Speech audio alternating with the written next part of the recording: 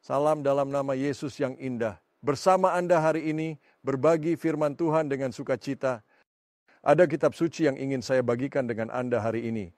Kisah Para Rasul ayat 4 pasal 31. Saya mencintai ayat ini karena mencerminkan seluruh kitab Kisah Para Rasul.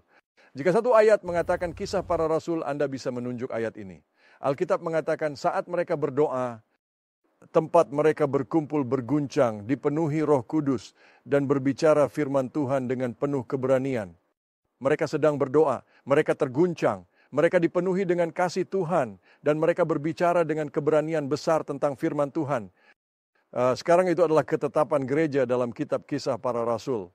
Dan dengan cara itu adalah ketetapan gereja yang telah dihidupkan kembali. Perhatikan.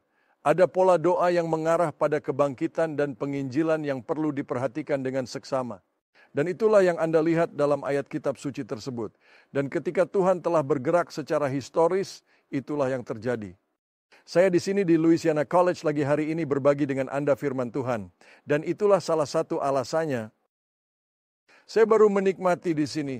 Tempat ini kenangan spesial bagi saya. Saat mahasiswa baru di Louisiana College, saya adalah seorang penganut baru Yesus. Kami sering bertemu di asrama. Kala itu akan ada pertemuan doa di sana. Saya tak akan lupa pertemuan tersebut.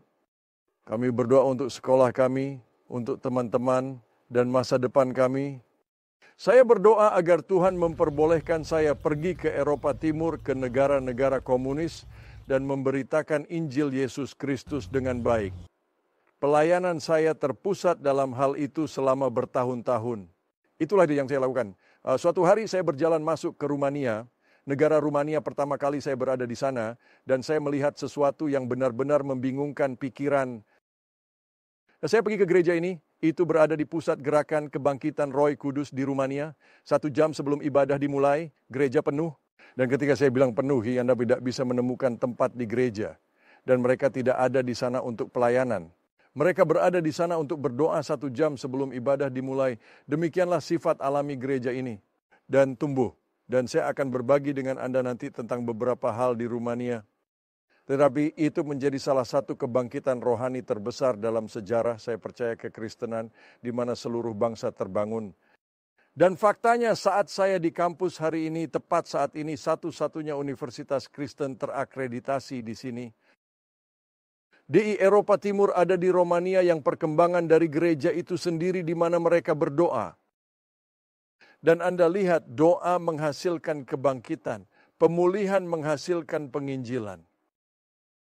Penginjil menghasilkan pengikut, dimulai dengan doa yang sangat penting untuknya.